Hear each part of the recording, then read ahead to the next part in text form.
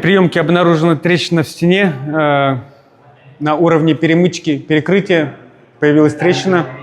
Это говорит, что здание еще садится и дает усадку. Здесь будет установлен маркер в дальнейшем, чтобы определить, будет ли шевелиться эта трещина, расходиться или сужаться в дальнейшем. Герметизация плитки и окна выполнена до середины. От середины уже нет силикона, тем самым вода будет попадать под плитку, что чревато отслоениями плитки и образованием плесени, грибков, мухов, лишайников. Ой-ой-ой. А здесь сам трап, плитку к трапу приклеили на обычный плиточный клей.